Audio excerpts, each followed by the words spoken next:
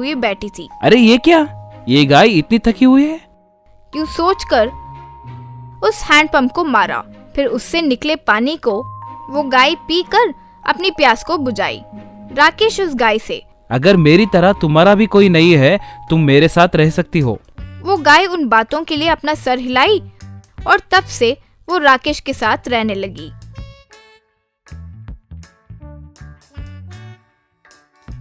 तब से राकेश हर सुबह उस गाय को चारा खिलाया करता था। जब भी राकेश उदास होता था तो सीढ़ियों पर बैठकर वो उस गाय के साथ बातें किया करता था। एक दिन राकेश के घर का मालिक घर पर आकर, क्या भाई राकेश, 3 महीने से घर का किराया नहीं भरा? श्रीमान, इस साल ठीक से फसल नहीं होगा, बहुत जल्दी चुका दूंगा। तुम्हें मैं 10 दिन का वक्त दे रहा हूँ, अगर इतने में चुका सकते हो तो ठीक है, वरना घर खाली करना पड़ेगा। फिर वो घर का मालिक वो गाय देखकर, ये क्या, गाय खरीदे हो क्या? खरीदा नहीं श्रीमान, बस कुछ दिनों से मेरे साथ रह रहा है। तो फिर उसके दूध को बेचकर पैसे कमा सकते हो ना? कहकर चला गया। राकेश उस रात, हाँ, मैं उस गाय का दूध निकाल कर बेच सकता हूँ ना?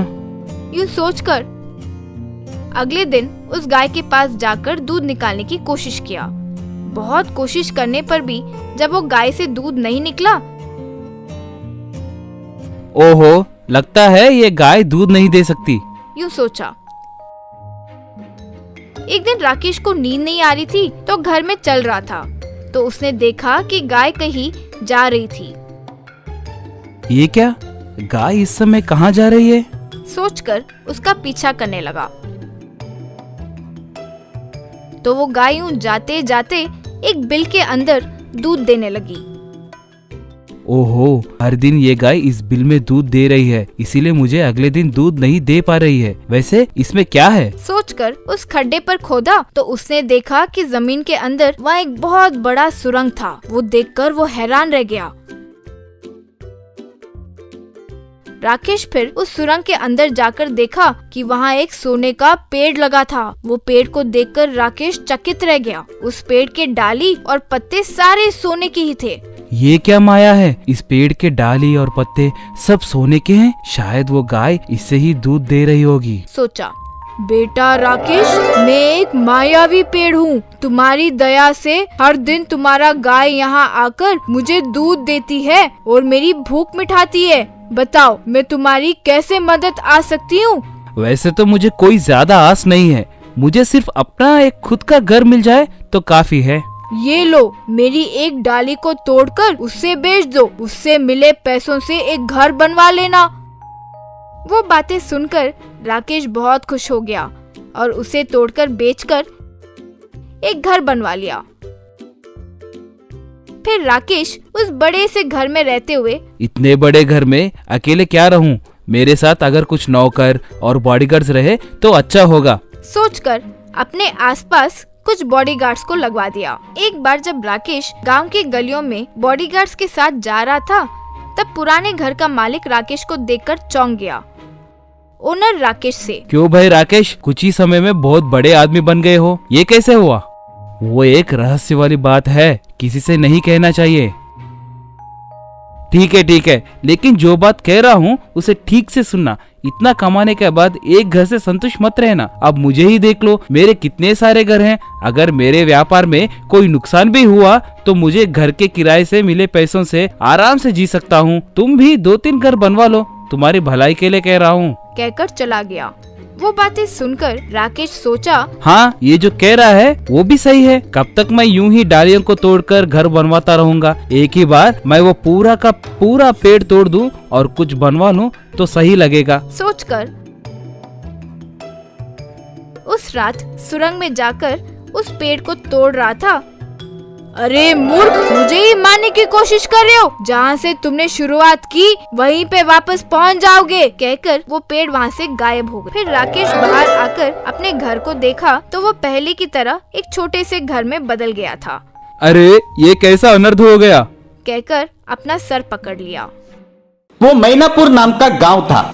उस गांव में सोनू सूद नाम के किसान के 2 बच्चे थे। सोनू सूद को अपने पास रहे भैंस बोले तो बहुत पसंद था। रोज सुबह अपने भैंस को सोनू सूद नदी के पास लेकर जाके नहलाता था।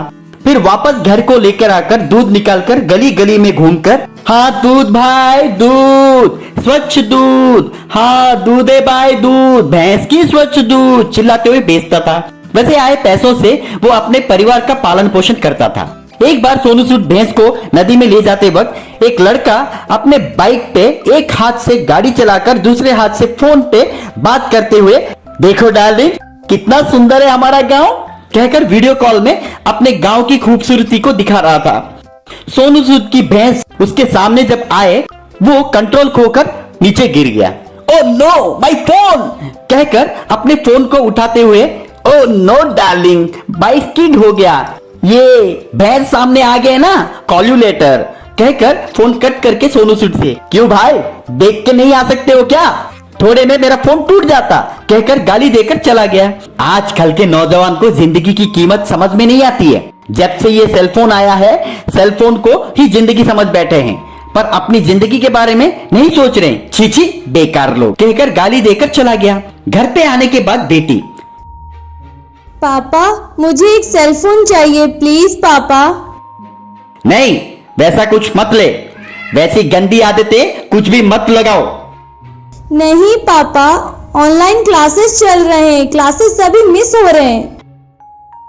नहीं बेटी नहीं, वैसी पढ़ाई हमें नहीं चाहिए। लोग सभी अपने आपा खोकर गलत रास्ते में जा रहे हैं। उसकी बेटी जितना समझाने के बावजूद भी वो जब नहीं सुना तो वो जाकर अपने स्कूल के प्रिंसिपल से बताई। अगले दिन प्रिंसिपल सोनू सूद के पास आकर, देखिए ये लॉकडाउन के कारण स्कूल सभी बंद है, हम बच्चों को ऑनलाइन तरीके से पढ़ा रहे हैं। आपके बच्चे भी बाकी बच्चों के जैसे बिगड़ जाएंगे ये सोच में परवरिश कभी मत कीजिए। विश्वास के साथ उनकी परवरिश कीजिए। हम जैसे बीज बोएंगे वैसा ही पौधा उगेगा ना, इसलिए एक बार सोच लीजिए कहकर वो चली गई।